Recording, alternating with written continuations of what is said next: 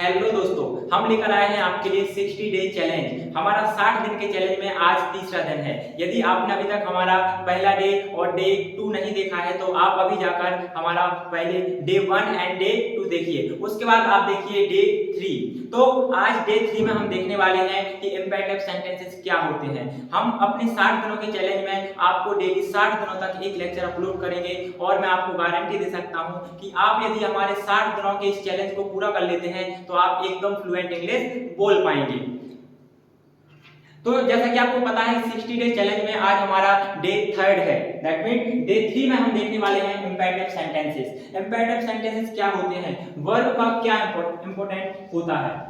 अब आप लोग बोलेंगे वर्ब, मैं वर्ब क्यों बोल रहा हूं। तो दोस्तों, यदि आपको इंग्लिश बोलना है लेकिन यदि आपको सिर्फ वर्ब भी आती है तो आप कुछ हद तक इंग्लिश बोल पाएंगे। अब वो कैसे बोल पाएंगे वो मैं आपको बताता हूं। जैसे कि आपको पता है गो का मतलब जाना होता है, राइट। कम का मतलब आना होता है, स्पीक का मतलब बोलना होता है, राइट। टॉक का मतलब बात करना होता है। तो यदि आपको सिर्फ वर्ब भी पता है तो आप कुछ हद तक इंग्लिश बोल पाओगे। जैसे आपको बोलना है कि वहां जाओ, गो देयर, यहाँ आओ, कम हियर, राइट। फैन चालू कर दो, स्विच ऑन द फैन। तो क्या है, ये सभी वर्ब हैं, राइट। वर्ब के साथ आप ऑब्जेक्ट का यूज करके सेंटेंस बना रहे हो, इंग्लिश बोल रहे हो। तो वही चीज आज हम देखने वाले हैं कि हमें किस तरह से इंपैरेटिव सेंटेंसेस बनाने हैं और इनका क्या इंपॉर्टेंस होता है स्पोकन इंग्लिश में।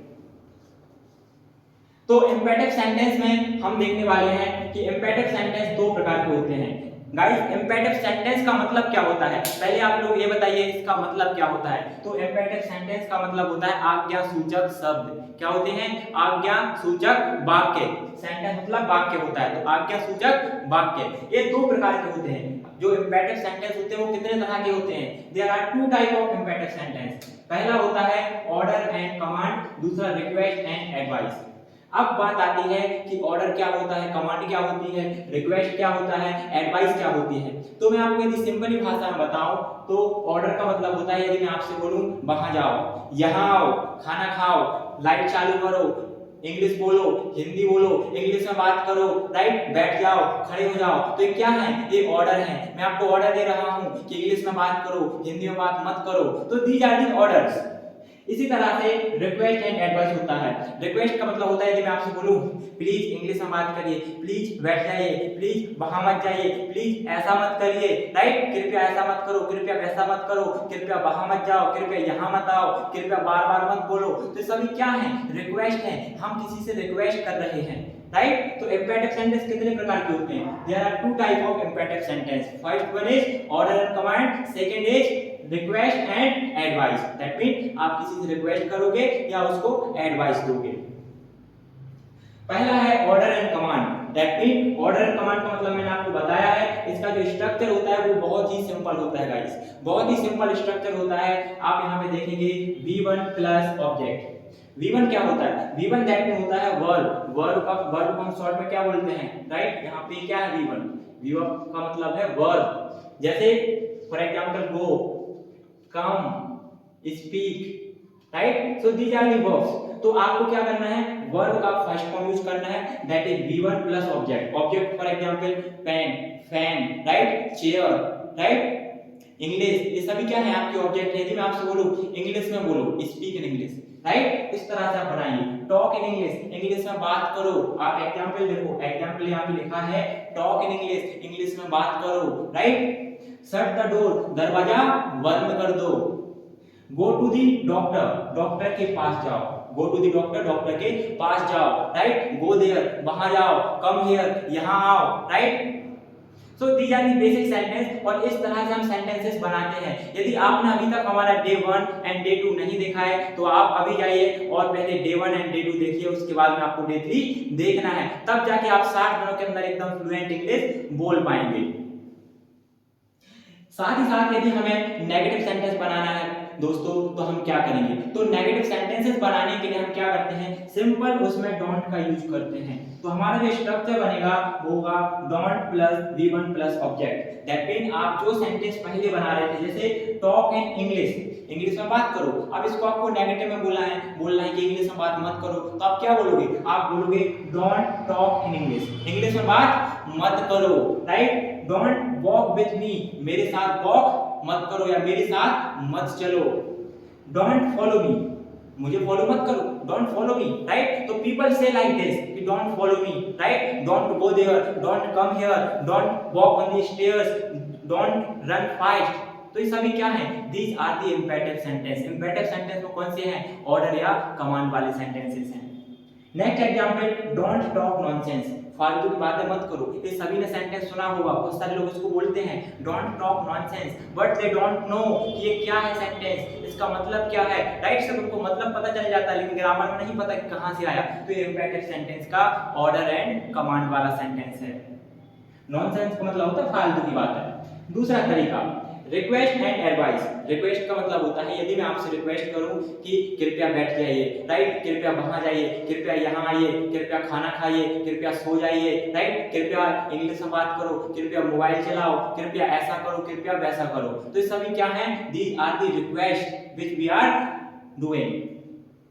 इसका स्ट्रक्चर बनता है please plus V1 plus object. Structure is similar than this. इसका स्ट्रक्चर इससे सिमिलर है। यहाँ पे सिंपली आपने प्लीज का यूज करा है, then V1 plus object. V1 क्या है? वर्ब है, देन ऑब्जेक्ट है। यदि मैं आपसे बोलूं लिसन टू मी, मेरी बात सुनो, राइट, बट इसी में मैं यदि प्लीज लगा दूं तो क्या हो जाएगा? थोड़ा पोलाइट हो जाएगा, हम्बली हो जाएगा, जिससे भी आप बोलोगे। तो प्लीज लिसन टू मी, कृपया मुझे सुनो, राइट, प्लीज लिसन टू मी।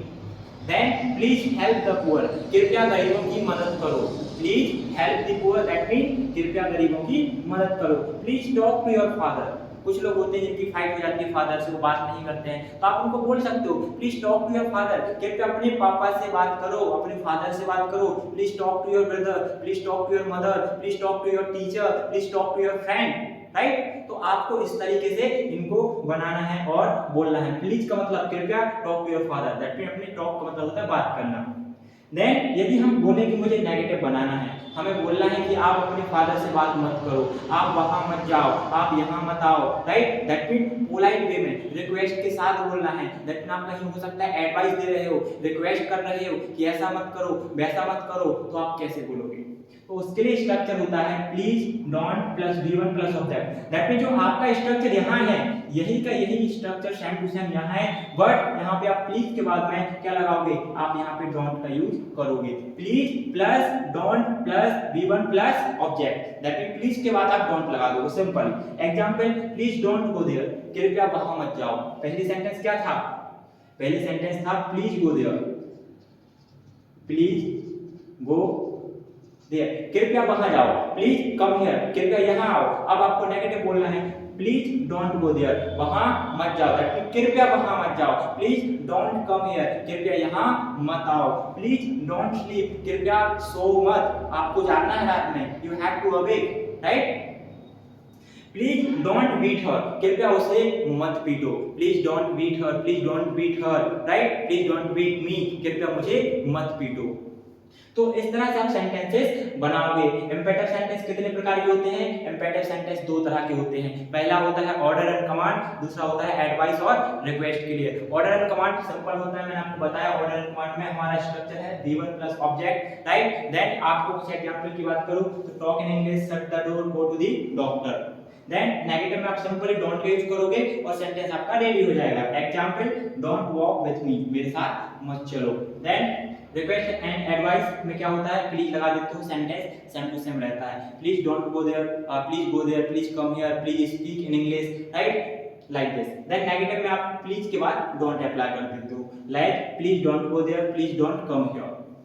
अब बात आती है वर्ब्स की। यदि आप हमारा 60 डे का चैलेंज पूरा करोगे तो आपको कुछ वर्ब्स की नीड भी होगी। यदि आपको फ्लुएंट इंग्लिश बोलना है तो आपको वर्ब आनी ही चाहिए। यदि वर्ब नहीं आएगी तो how will you speak English? If you want to be fluent then you need to keep remember few verbs, right. तो आपको वर्ब्स भी आनी चाहिए दोस्तों।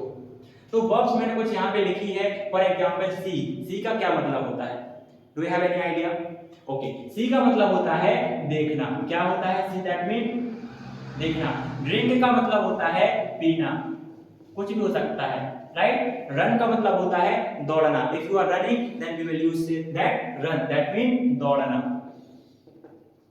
देन गिव का मतलब क्या होता है? गिव का मतलब होता है देना, right. If you are giving something then you will use of give, that mean देना। Then wash, wash your face, अपना चेहरा धो लो या अपना चेहरा धो, वॉश द क्लोथ, कपड़े धो, राइट। तो इस तरह से अब वॉश का मतलब होता है धुलना या धोना। देन गो का मतलब होता है जाना। If I say that go there, वहां जाओ, तो गो क्या है, गो एक वर्ब है, देयर का मतलब वहां होता है, तो गो देयर, गो का मतलब होता है जाना। टॉक का मतलब होता है बात करना, राइट। देन ईट का मतलब होता है खाना। स्पीक का मतलब होता है बोलना। If I say that speak in English, speak in English, तो आपको पहले बोलना तो आना चाहिए कि बोलने को क्या बोलते हैं। मैंने आपसे बोल दिया अंग्रेजी में बात करिए, लेकिन बात करोगे कैसे यदि आपको वर्ब ही नहीं आती, वर्ब का मीनिंग ही पता नहीं है कि जो आपको बोलना है, तो आपको पहले वर्ब ही याद होनी चाहिए। आस्क का मतलब होता है पूछना। कम का मतलब आना। फ्लाई दैट मीन उड़ना, राइट। डू का मतलब होता है करना। हेल्प का मतलब मदद करना। क्लीन का मतलब क्या होता है दोस्तों, क्लीन का मतलब होता है साफ करना, राइट। तो आप क्लीन का यूज करोगे। क्लीन दैट मीन साफ करना। वर्क का मतलब होता है काम करना। राइट का मतलब होता है दोस्तों लिखना। If I say that right in English, English में लिखो। राइट इन हिंदी, हिंदी में लिखो, राइट। देन कुक का मतलब होता है खाना बनाना। कुक का मतलब होता है खाना बनाना। प्ले का मतलब होता है खेलना। देन फाइट का मतलब होता है झगड़ना या लड़ना। तो guys these are the verbs, make sure कि आप इनको डेली बेसिस पे याद करोगे। मैं डेली बेसिस पे कुछ ना कुछ आपको एक्स्ट्रा लिखाता हूं ताकि आपको चीजें याद होती रहें। तो आपको इनको याद भी करना है, लिखना है, अपने नोटबुक में डेली बेसिस पे राइट करना है। देन गाइस हम यहाँ पे कुछ एडवर्ब्स देखेंगे। आप बोलोगे we are learning impactive sentence, then why don't we need to learn these adverb, these conjunctions, these verbs. तो गाइस हर चीज का इंपॉर्टेंस है। यदि आप अपनी इंग्लिश आप फ्लुएंट होना चाहते हो इंग्लिश में, तो आपको इन सबको देखना होगा, इन सबको पढ़ना होगा, इन सब के मीनिंग आना चाहिए आपको। These are the basic thing, right. तो आपको इनको पढ़ना ही पड़ेगा, आज नहीं तो कल, कल नहीं तो परसों, लेकिन इससे आपका पीछा नहीं छूटेगा। तो आपको सिंपल सी बात है, डेली बेसिस पे थोड़े थोड़े करके हम डेली यहाँ पे लिखते हैं, आप इनको डेली बेसिस पे थोड़े थोड़े वर्ड्स याद करिए और आप एकदम फ्लुएंट हो जाएंगे। एडवर्ब किसकी क्वालिटी बताती है, जो एडवर्ब होती है इसके नाम में ही वर्ब छिपा हुआ है। यहाँ पे क्या लिखा है एडवर्ब, एडवर्ब में क्या है वर्ब है, जो वर्ब की क्वालिटी बताती है, वर्ब के बारे में बताती है, वो होती है एडवर्ब। यहाँ पे मैंने कुछ एडवर्ब्स लिखी हैं। फॉर एग्जाम्पल सर्टेनली का मतलब क्या होता है निश्चित रूप से, राइट। देन क्लियरली, स्पष्ट रूप से, हम बोलते हैं क्लियरली बोलो, स्पष्ट बोलो, राइट। देन डायरेक्टली का मतलब होता है सीधे। डायरेक्टली का मतलब क्या होता है सीधे चले जाओ, राइट, सीधे बोलो, राइट, सीधे खड़े रहो, like this. Exactly that means सटीक रूप से। बहुत सारे लोग इस शब्द का यूज करते हैं, इस वर्ड का यूज करते हैं और बोलते हैं एग्जैक्टली, पता चला उनको मीनिंग ही नहीं पता, बट स्टिल वो बोलते हैं। तो आपको आज से इसका पता होना चाहिए कि इसका मतलब क्या है, कब बोलना है, कैसे बोलना है। इवेंचुअली का मतलब होता है अंत में। एवरीवेयर दैट मीन हर जगह। फुली दैट मीन पूरी तरह से। जनरली दैट मीन सामान्यतः। हार्ड दैट मीन होता है कठिनाई से या कठिन। हाईली दैट मीन उच्चतम से। क्या मतलब होता है उच्चतम रूप से। तो दीज आर दी एडवर्ब, इनको आपको इनके मीनिंग आने चाहिए, आपको इनको याद करना है, right. In the last guys we have to see few conjunctions. जैसा हमें पता है there are lot of conjunction बहुत सारे हैं, तो हम क्या करेंगे डेली बेसिस पे थोड़े थोड़े से कंजंक्शंस भी याद करेंगे, उनके मीनिंग्स याद करेंगे कि मतलब क्या है, राइट। फॉर एग्जाम्पल आफ्टर का क्या मतलब होता है बाद में। आफ्टर मतलब होता है बाद में। देन बिफोर का मतलब होता है पहले। इफ का मतलब अगर। दो का मतलब हालांकि। अंटिल का मतलब जब तक। इसी तरह से अंटिल अनलेस होता है, राइट। तो आप इस वर्ड का यूज करोगे। तो दोस्तों यदि आपने अभी तक इसका स्क्रीनशॉट नहीं लिया है तो आप स्क्रीनशॉट ले लो।